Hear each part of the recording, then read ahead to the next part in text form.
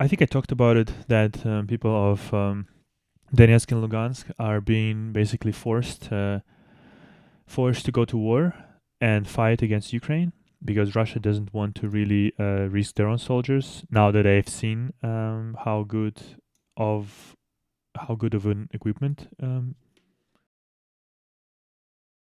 how good of an equipment Ukrainians have, and also that now that it's been quite a prolonged war already.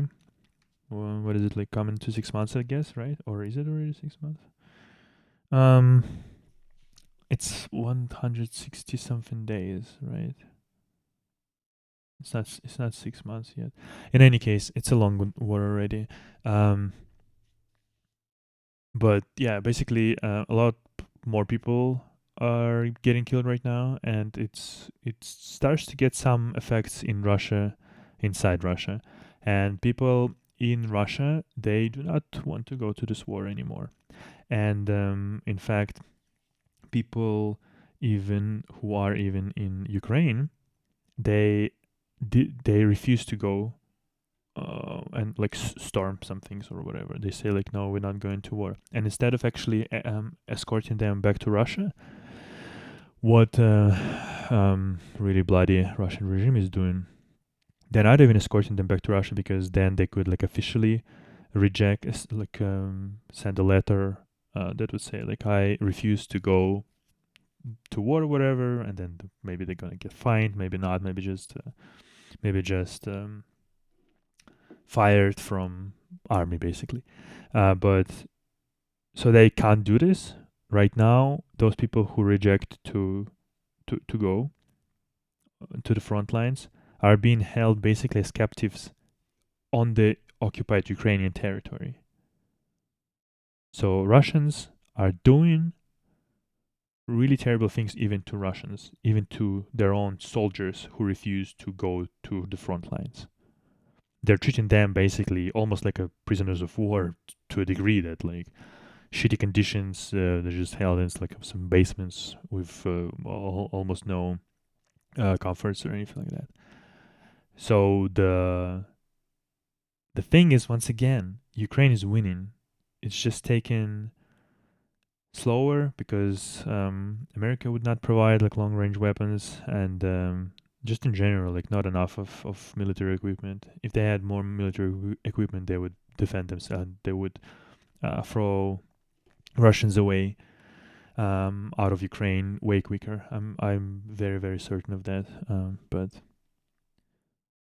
it is what it is. But it's working still. Even what's happening right now is working. Um, yeah. So so a lot of people in Donetsk and Lugansk because are right now being basically forced to go to the front lines because these people will not be accounted in the statistics of Russian Ministry of Defense as losses because they're not Russian citizens. They're nobodies basically. For Russia, they're nobodies. And what's happening in Donetsk and Lugansk is that men of conscription age are being, I kid you not, almost literally like hunted for.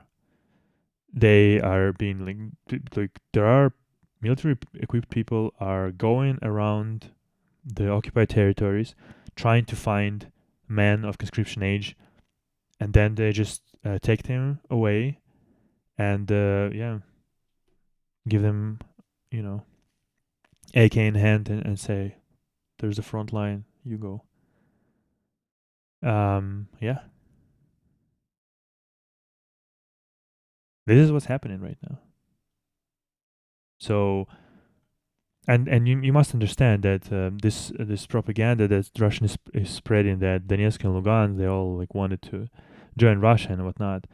Since 2014, once again in 2014 there were a lot of deaths, civilians included, because of those bandits, of those murderers from Russia.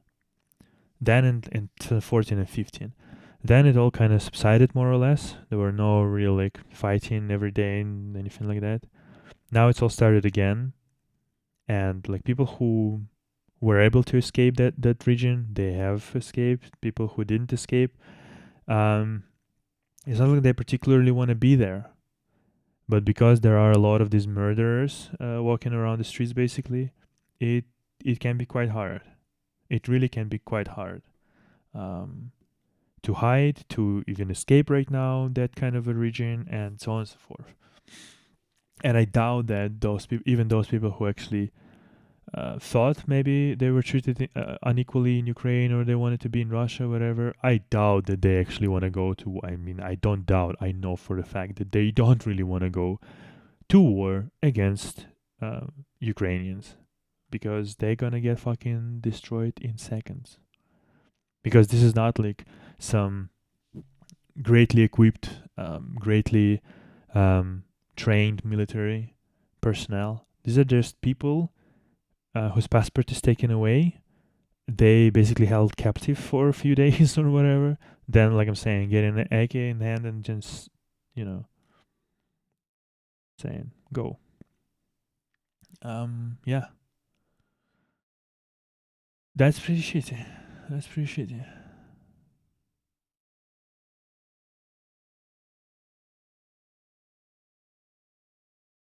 Last time it was in April, basically on in May, that 1,500 people dead in Donetsk, and more than 6,000 injured. That was a long time ago already. And that was at a time when Ukraine like barely had any like good weapons, to be honest. Yeah. So that's that.